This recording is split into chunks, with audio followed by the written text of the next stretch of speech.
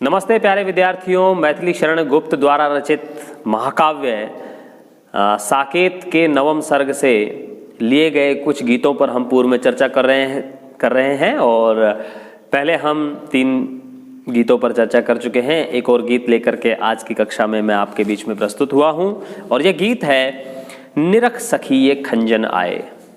खंजन एक पक्षी है जिसके नेत्र बड़े सुंदर होते हैं, चकोर भी कहते हैं, चकवा पक्षी जिसे खंजन भी कहा जाता है। तो खंजन पक्षी के नेत्र बड़े खूबसूरत होते हैं, बड़े सुंदर होते हैं और बड़े आकर्षित होते हैं, बड़े बड़े। और जब तुलना की जाती है नायिका के नेत्रों की तो नेत्रों की तुलना अक्सर या तो मृग के नेत्रों से की जाती है या फिर चकोर के नेत्रों से की जाती है, खंजन के नेत्रों से की जाती है।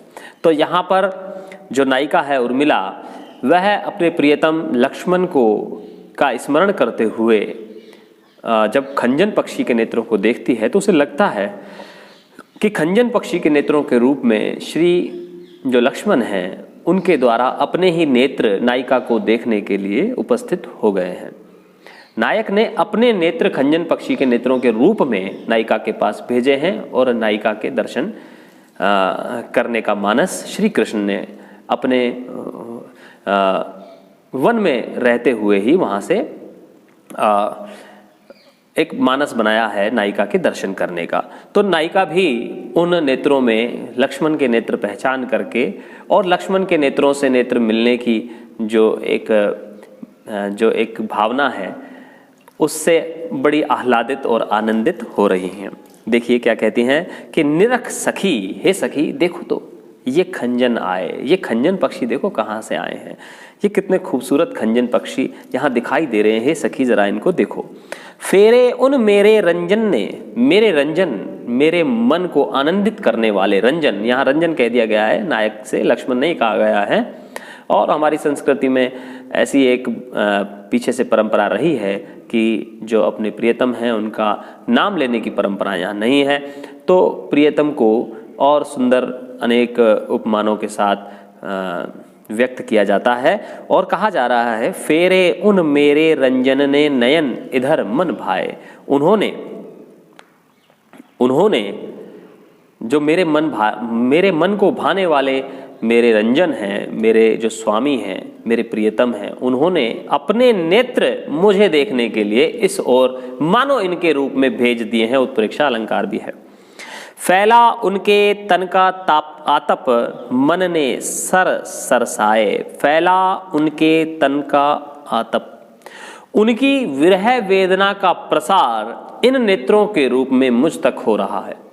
ये जो नेत्र खंजन पक्षी के रूप में मुझे सामने दिखाई दे रहे हैं, उनसे मुझे ऐसा लगता है कि उन्होंने अपने तन की पीड़ा का प्रसार करते हुए उन्होंने खंजन पक्षियों को इस ओर भेजा है। तो उनकी जो पीड़ा का प्रसार है इस रूप में मुझ तक हो गया है। मन ने सरसाए, और मन रूपी सरोवर भी उनकी उस वेदना से या उनकी प्रेम जन्य वेदना से मेरा मन का सरोवर भी भर गया है। घूमे वे इस ओर वहां ये हंस यहां उड़ छाए। और देखो कि वहां वो घूमे होंगे मेरे दिशा में, जहां मैं हूं मुझे याद करते हुए उन्होंने किसी दिशा में देखा होगा और उनके देखते ही यहाँ ये हंस उड़ करके यहाँ मेरे पास आ गए हैं।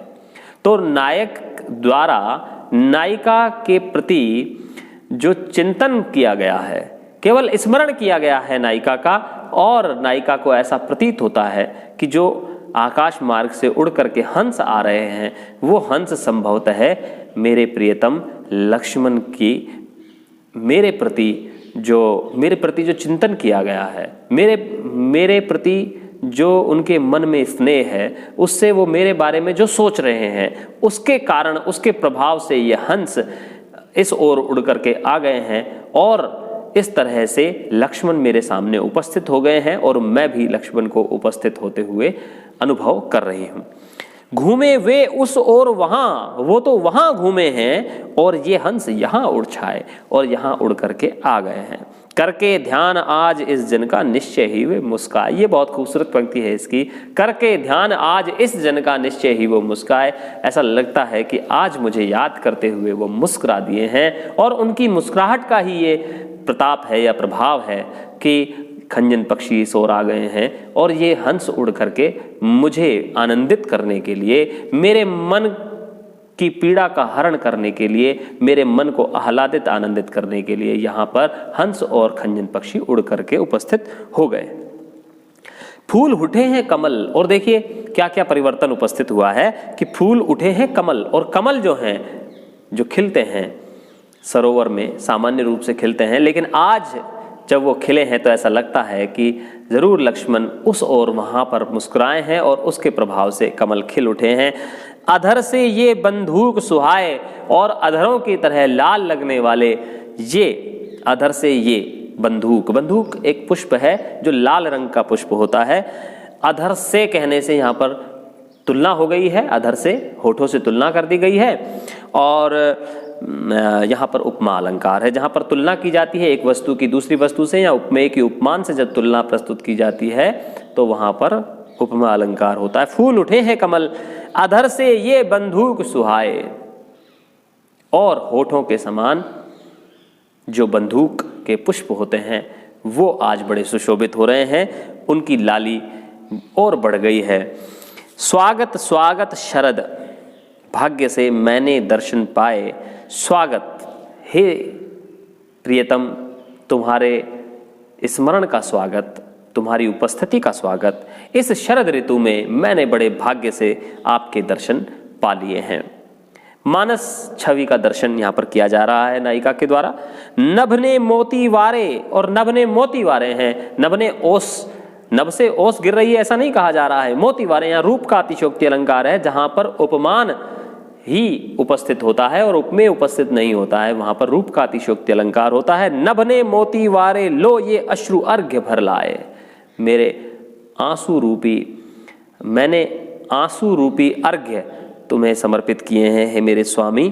नभ ने मोती वारे, नभ भी मोती बरसा रहा है, ओस बिंदु रूपी मोती नभ बरसा रहा है, यानी कि अर्घ्य दे रहा है हे मेरे स्वामी तुम्हें, और मैं भी अपनी आंखों से आंसुओं रूपी अर्घ्य तुम्हें समर्पित कर रहे हैं। अर्घ्य क्या होता है? अर्घ्य होता है वह वस्तु जो हम जल के रूप में सूर्य पर चढ़ाते हैं या किसी देवता पर चढ़ाते हैं तो उसे अर्घ्य कहा जाता है। आप सूर्य को देखते हुए जब लोटे में पानी भर करके और जल चढ़ाते हैं तो उसे अर्घ्य कहा जाता है। तो आकाश भी ओस के रूप में जल तुम्हारे दर्शन पा करके तुम पर अर्घ्य के रूप में समर्पित कर रहा है, और मैं भी मेरे नेत्रों में जल भर करके आपको आंसू रूपी अर्घ्य उपस्थित कर रही हूँ, प्रस्तुत कर रही हूँ।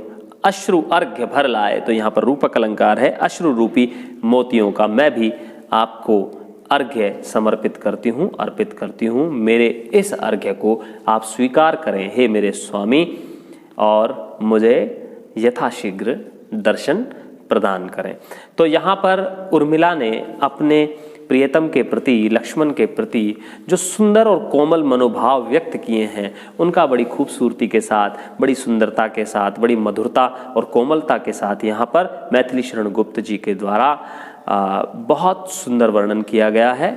और ये गीत हम यहीं समाप्त करते हैं, और अगली कक्षाओं में हम अन्य गीतों पर चर्चा करेंगे, और उसके बाद हम यशोधरा पर चर्चा करेंगे। यशोधरा जो बुद्ध की पत्नी है और वह भी अपने प्रियतम से कुछ अपनी विरह वेदना की अभिव्यक्ति करती हैं, उसके बारे में भी हम हमारी अगली कक्षाओं में चर्चा करेंगे। बहुत बहुत धन्यवाद, शुक्रिया।